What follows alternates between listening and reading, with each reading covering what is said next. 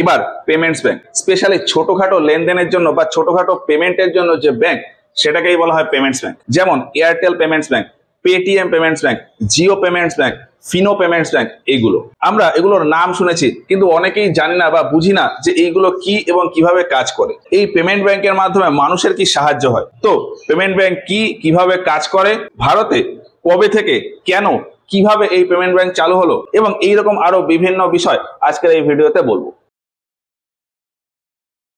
অন্যান্য আর 5টা ব্যাংকের মতন, মানে SBI, HDFC, Axis bank, PNB bank, এই সমস্ত ব্যাংকের মতোই এই পেমেন্টস ব্যাংক একটা টাইপের ব্যাংক। তবে অন্যান্য এই সমস্ত পাবলিক বা প্রাইভেট সেক্টর ব্যাংকের কাজের তুলনায় এই সমস্ত পেমেন্ট ব্যাংকের কাজে অনেকটা লিমিটেশন থাকে। কিরকম? নর্মাল পাবলিক বা প্রাইভেট সেক্টর ব্যাংকগুলো পাবলিকের থেকে ডিপোজিট নিতে পারে, মানে পাবলিকের কাছ থেকে টাকা পয়সা নিতে পারে, আবার পাবলিককে টাকা ধারও দিতে পারে। কিন্তু পেমেন্ট ব্যাংকের ক্ষেত্রে কি হয়? এরা পাবলিকের কাছ থেকে টাকা তো নেয়, মানে পাবলিকের কাছ থেকে ডিপোজিট তো নেয়, কিন্তু পাবলিককে ধার দিতে পারে না। পাবলিক বা মানুষজন শুধুমাত্র তার টাকা জমানোর জন্য এই সমস্ত পেমেন্ট ব্যাংকে টাকা রাখতে পারে। এবার এই টাকা রাখার ভেতরেও আরেকটুখানি লিমিটেশন আছে। নর্মাল পাবলিক বা প্রাইভেট সেক্টর ব্যাংকগুলো দুই ধরনের ডিপোজিটই নেয়, ডিমান্ড ডিপোজিট আর টাইম ডিপোজিট। ডিপোজিট নর্মালি দুই রকমের হয়, ডিমান্ড ডিপোজিট আর টাইম ডিপোজিট। আমরা ব্যাংকে যে টাকাটা রাখি সেটা যদি যখন খুশি তুলে নিতে চাই তাহলে সেই ডিপোজিটটাকে বলা হয় ডিমান্ড ডিপোজিট। আর কোনো একটা ডিপোজিট, মানে কোনো একটা টাকা আমি হয়তো রাখছি, যেটা আমি একটা নির্দিষ্ট সময় পরে গিয়ে তুলে নেব, সেটাকে বলা হয় টাইম ডিপোজিট। এই টাইম ডিপোজিটের ভেতর দুই রকম ডিপোজিট আসে, ফিক্সড ডিপোজিট আর রেকারিং ডিপোজিট। ওদিকে এই ডিমান্ড ডিপোজিটেও দুই রকমের ডিপোজিট থাকে, সেভিংস অ্যাকাউন্ট ডিপোজিট আর কারেন্ট অ্যাকাউন্ট ডিপোজিট। তো পাবলিক বা প্রাইভেট সেক্টর ব্যাংকগুলো ডিমান্ড ডিপোজিট আর টাইম ডিপোজিট এই দুই রকম টাইপের ডিপোজিট অ্যাকসেপ্ট করে। কিন্তু এই যে পেমেন্টস ব্যাংকগুলো রয়েছে এরা শুধুমাত্র ডিমান্ড ডিপোজিট অ্যাকসেপ্ট করে। মানে এই সমস্ত ব্যাংকে কারেন্ট অ্যাকাউন্ট আর সেভিংস অ্যাকাউন্ট এই দুই রকমের অ্যাকাউন্ট খুলে টাকা রাখা যেতে পারে। ফিক্সড ডিপোজিট বা রেকারিং ডিপোজিট এই সমস্ত ব্যাংকে হয় না। আরেকটা জায়গায় এই সমস্ত পাবলিক বা প্রাইভেট সেক্টর ব্যাংকের সাথে পেমেন্ট ব্যাংকের পার্থক্য থাকে, সেটা হলো এই সমস্ত পাবলিক বা প্রাইভেট সেক্টর ব্যাংকগুলো ডেবিট কার্ড আর ক্রেডিট কার্ড দুটোই ইস্যু করে, কিন্তু এই সমস্ত পেমেন্ট ব্যাংকগুলো শুধুমাত্র ডেবিট কার্ড ইস্যু করতে পারে, ক্রেডিট কার্ড ইস্যু করতে পারে না। তো নর্মাল পাবলিক বা প্রাইভেট সেক্টর ব্যাংকের সাথে এই সমস্ত পেমেন্ট ব্যাংকের এটা হচ্ছে সব থেকে বড় পার্থক্য ফাংশনের দিক থেকে। বর্তমানে ভারতে টোটাল 6টা পেমেন্ট ব্যাংক রয়েছে, Airtel payment bank, Jio payment bank, Paytm payment bank, India post payment bank, NSDL payment bank আর ফিনো পেমেন্ট ব্যাংক। আমাদের ভেতর অনেকেই এই সমস্ত পেমেন্ট ব্যাংক সম্পর্কে জানি না। তার কারণ হলো নর্মালি কোনো পাবলিক বা প্রাইভেট সেক্টর ব্যাংকের যেমন একটা ব্রাঞ্চ হয়, একটা নির্দিষ্ট এরিয়াতে ব্যাংকের একটা শাখা থাকে, ব্যাংকের একটা ইনস্টিটিউট থাকে, ফলে আমাদের যাতায়াতের পথে সেগুলো আমাদের চোখে পড়ে। কিন্তু এই যে সমস্ত পেমেন্ট ব্যাংকের কথা বললাম এগুলোর ফিজিক্যাল ব্রাঞ্চ তেমন হয় না, এই জন্য আমাদের চোখেও পড়ে না, আমরা এসবের সাথে পরিচিতও হতে পারি না। তাহলে এখানে প্রশ্ন আসে যে এই পেমেন্ট ব্যাংকগুলো তাহলে কাজ করে কিভাবে? আমি এই যে 6টা পেমেন্ট ব্যাংকের কথা বললাম এর ভেতর আমি যে কোনো একটা পেমেন্ট ব্যাংকের কাজ কিভাবে হয় সেটা বলি। ধরলাম এই এনএসডিএল ব্যাংক। এবার এই এনএসডিএল পেমেন্ট ব্যাংকের কাজ কিভাবে হবে? এটা নর্মালি মোবাইল ফোন অ্যাপ্লিকেশনের মাধ্যমে হয়। ধরলাম আমি এই এনএসডিএল পেমেন্ট ব্যাংকে একটা অ্যাকাউন্ট খুলবো, তাহলে প্রথমে আমাকে প্লে স্টোর থেকে এনএসডিএল অ্যাপসটা ডাউনলোড করে নিতে হবে। এরপর অন্যান্য অনলাইন পোর্টাল বা কোনো অ্যাপসে রেজিস্ট্রেশন করতে গেলে যেমন প্রসেস হয়, এই এনএসডিএল অ্যাপসেও মানে এই এনএসডিএল পেমেন্টস ব্যাংকেও আমার অ্যাকাউন্ট খোলার জন্য কিছু প্রসিডিওর আছে। তার জন্য কিছু জিনিসপত্র লাগবে। প্রথমত ফোন নাম্বার, আধার কার্ড, নাম, প্যান নাম্বার, এই সমস্ত জিনিসপত্র দিয়ে এইখানে আমাকে অ্যাকাউন্ট খুলতে হবে। নর্মালি যে কোনো ফর্ম ফিল আপ করতে গেলে যেরকম ডেটা দিতে হয়, এই অ্যাপ্লিকেশনের মাধ্যমে এনএসডিএল এ অ্যাকাউন্ট খুলতে গেলেও কিছু ডেটা দিতে হবে। ডেটা দেওয়ার পর অনলাইনেই আমার অ্যাকাউন্ট নাম্বার তৈরি হয়ে যাবে, আর আলটিমেটলি গিয়ে এই এনএসডিএল পেমেন্টস ব্যাংকে আমার একটা অ্যাকাউন্টও তৈরি হয়ে গেল।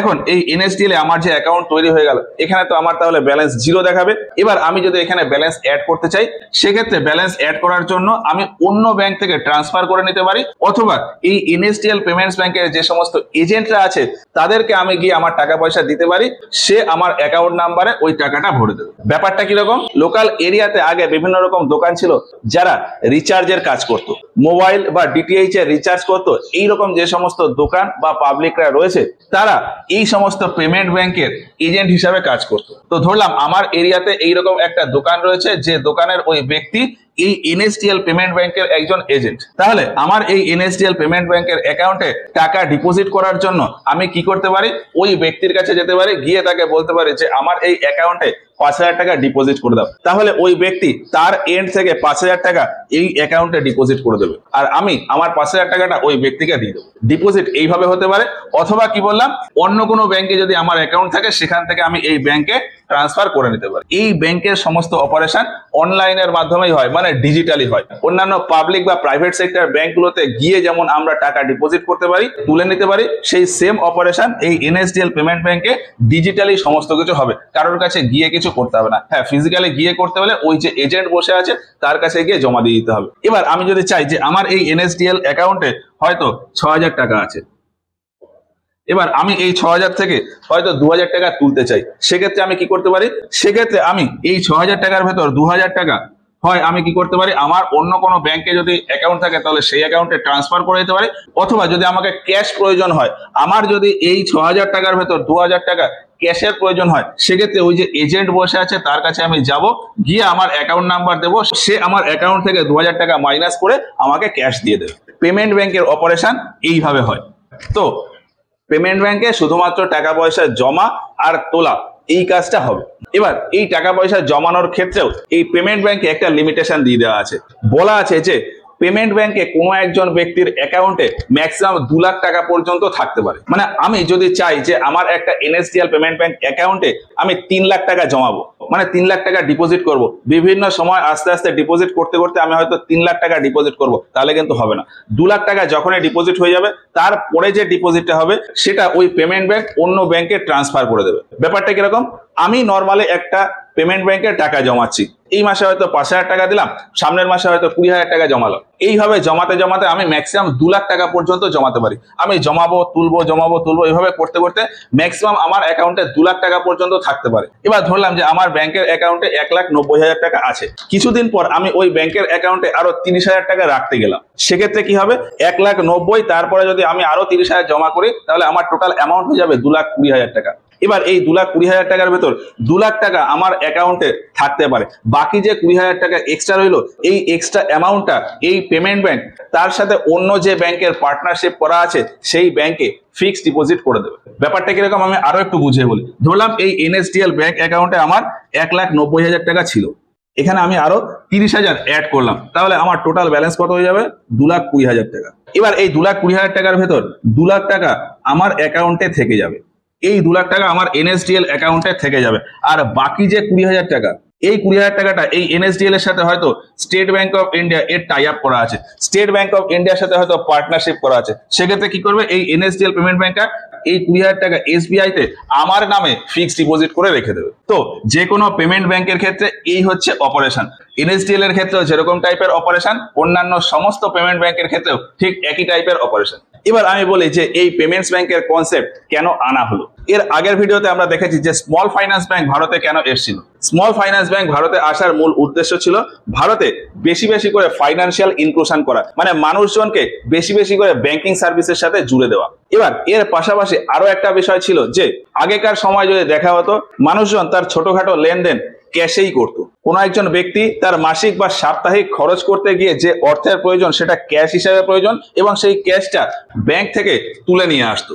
এখন 2002-03 সালের পর থেকে ভারতে ইন্টারনেট ব্যাংকিং ধীরে ধীরে পপুলার হতে থাকে, ফলে মানুষজন তার খরচের অনেকটা অংশ এক ব্যাংক থেকে অন্য ব্যাংকে ইন্টারনেট ব্যাংকিং এর মাধ্যমে ট্রান্সফার করতে শুরু করে। তারপর বেশ কিছু সময় পরে গিয়ে দেখা যায় যে ব্যাংক থেকে এমন বিভিন্ন রকম অ্যামাউন্ট আছে যেটা ছোট ছোট অ্যামাউন্ট, কিন্তু অন্য অ্যাকাউন্টে ট্রান্সফার করতে হয়। এখন ব্যাংকিং এর সিস্টেমটা যেমনটা ছিল যে এক ব্যাংক থেকে অন্য ব্যাংকে টাকা ট্রান্সফার করতে গেলে কিছুটা চার্জ লাগতো। এখন প্রাইভেট বা পাবলিক ব্যাংকে কনজিউমারের সংখ্যা প্রচুর, ফলে তাদের ছোটখাটো অ্যামাউন্টের ট্রানজাকশন করতে গিয়ে ওই সমস্ত ব্যাংকের সার্ভারে প্রচুর পরিমাণে লোড পড়ে যেত। ছোট ছোট ট্রানজাকশন বেশি পরিমাণে হলে যত বেশি ট্রানজাকশন হবে তত সার্ভারে লোড বেশি পড়বে। এই জন্য ওই সমস্ত ব্যাংকরা সবসময় চাইতো যে এই সমস্ত ছোটখাটো ট্রানজাকশনের জন্য আরবিআই অন্য কোনো ব্যবস্থা নিক। আর সেই সুবাদেই 2013 সালে ওই যে নচিকেত মোর কমিটি তৈরি হয়েছিল, ওই নচিকেত মোর কমিটি ডিফারেন্সিয়েটেড ব্যাংকিং এর কনসেপ্ট এনেছিল।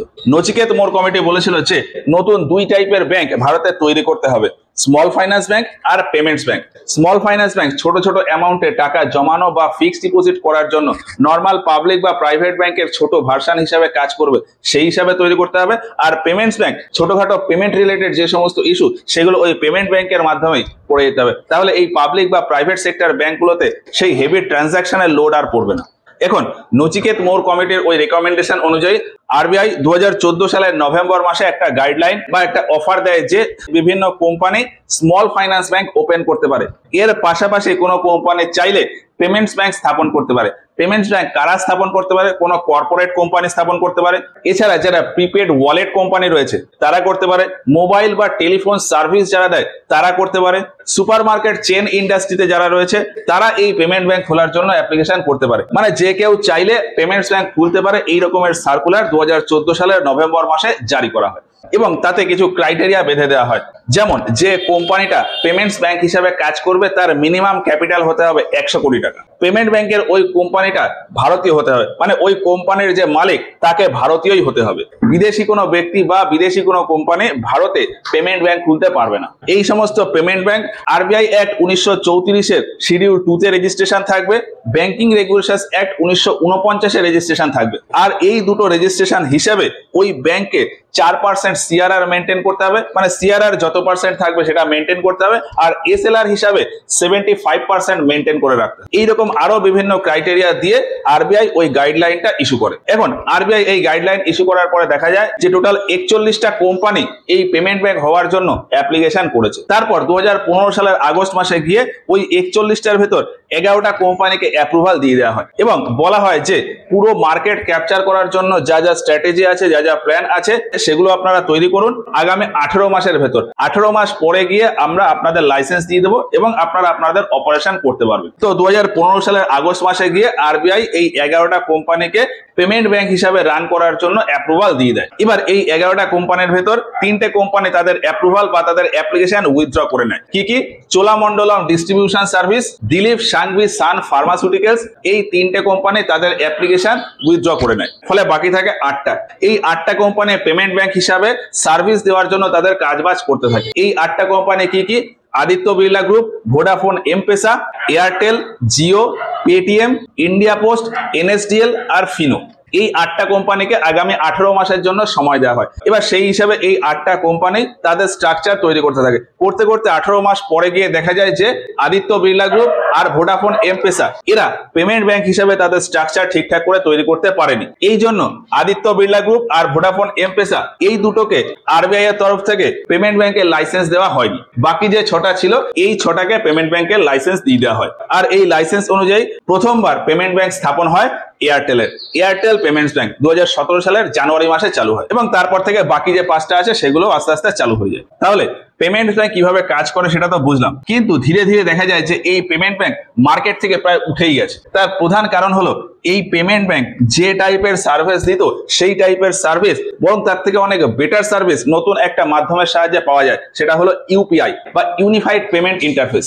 এই ইউপিআই আসার জন্য এই সমস্ত পেমেন্ট ব্যাংকের যে পপুলারিটি সেটা অনেকটা ডাউন হয়ে গেছে। তো ইউপিআই সম্পর্কে আমরা পরে কোনো ভিডিওতে গিয়ে বলবো। আর এই হচ্ছে ওভারঅল পেমেন্টস ব্যাংক। আশা করি পেমেন্ট ব্যাংক সম্পর্কে ওভারঅল সমস্ত বিষয় বুঝতে পেরেছো। এর পরেও যদি কোথাও ডাউট বা কনফিউশন থাকে আমাদেরকে কমেন্টে জানিও। আর ভিডিওটা ভালো লাগলে একটা লাইক করো। আমাদের চ্যানেলের অন্যান্য ভিডিওগুলোতেও যদি কোনো ডাউট বা কনফিউশন থাকে সেগুলো আমাদেরকে কমেন্টের মাধ্যমে জানিও। তো আজকের মতো ক্লাসটা এখানেই শেষ করছি, দেখা হচ্ছে এর পরের ক্লাসে গিয়ে।